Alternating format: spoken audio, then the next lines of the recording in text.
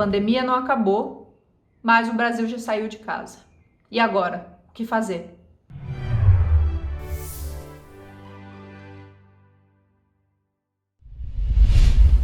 As fotos do último final de semana numa praia do Rio de Janeiro acenderam um alerta.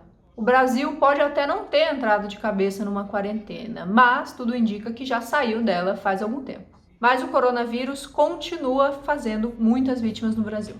E agora? O que fazer?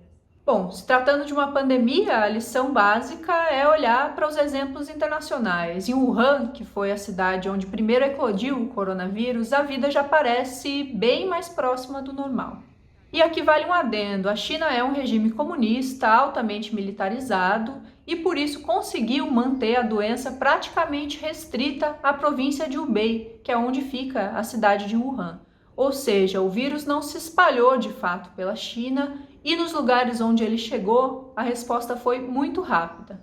E um exemplo disso é, de novo, Wuhan. Em maio, quando surgiram 6 casos de Covid, quebrando uma sequência de mais de um mês sem nenhuma nova infecção, a cidade colocou em prática um plano colossal. Testou, em 10 dias, todos os seus 11 milhões de habitantes.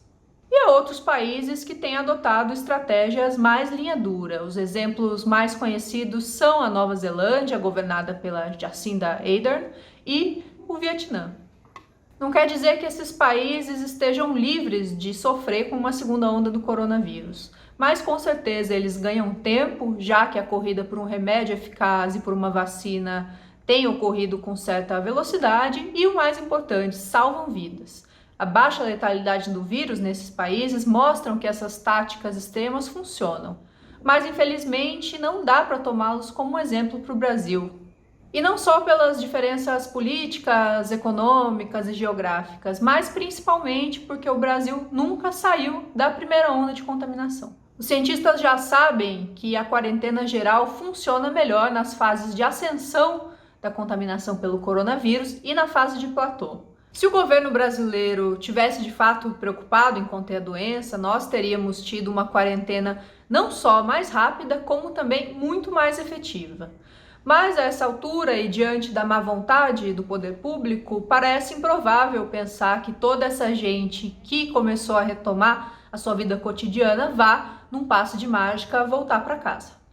Fica claro que o Brasil não salvou vidas, mas tampouco conseguiu preservar a economia.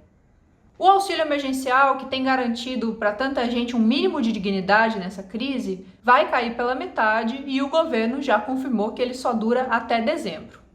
Mas é difícil acreditar que essa crise vá terminar antes do fim do ano. Mas a doença está em curso, como eu disse, e é preciso fazer alguma coisa. E já que os exemplos mais extremos parecem impossíveis, talvez um exemplo mais possível ao país seja a Europa. Países como a Holanda, a Alemanha, a Itália, a França, a Espanha, Portugal e outros, cada um à sua maneira, estão apostando em medidas para restringir o movimento em pontos mais críticos e também em campanhas educativas pelo uso de máscara e para outras recomendações de saúde pública. Em Portugal, por exemplo, a taxa de ocupação das praias tem sido monitorada e os cidadãos podem conferir em tempo real se a orla que eles querem visitar está cheia ou não. Mas, por outro lado, conforme afrouxam essas restrições, esses países também têm lidado com novos surtos. E conforme esses novos surtos aparecem, mudam as regras. E por isso é tão importante comunicar melhor os riscos de transmissão. Infelizmente, por falta de uma orientação do poder público, faltam medidas claras de como tornar menos perigoso o ato de sair de casa. Faltam campanhas, falta um slogan tão claro e pegajoso quanto fica em casa, e sem isso fica bem mais fácil espalhar mentiras como essas aqui. E na dúvida vale investir nos cuidados básicos, máscara sempre, álcool em gel sempre, evitar multidões, evitar lugares fechados, evitar contato próximo com pessoas que você não vê há muito tempo. Também é preciso entender que o Brasil não é um monolito, a gravidade dessa crise varia bastante de estado para estado e de cidade para cidade. A taxa de contaminação em capitais como São Paulo, Rio de Janeiro e Belo Horizonte, por exemplo, está em queda sustentável há mais de 3 semanas. E outras como Teresina, Porto Alegre, Manaus estão em alta.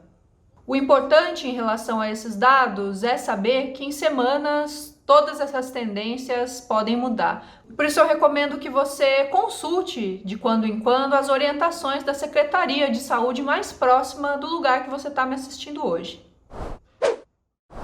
A vida não voltou ao normal e nem vai voltar tão cedo, mas muitos brasileiros já têm voltado a trabalhar, já enfrentam metrô e ônibus lotados faz tempo. A maioria dos brasileiros não pode se dar ao luxo de ficar em casa até o dia de arregaçar a manga e tomar uma vacina. Mas a pandemia não acabou e cenas como aquela do Rio de Janeiro não podem acontecer.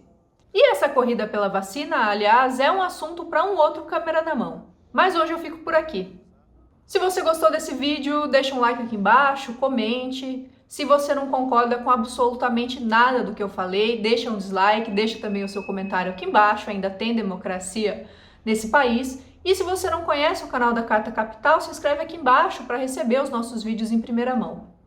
Por hoje é só, eu agradeço a audiência e espero vocês na semana que vem. Tchau, tchau!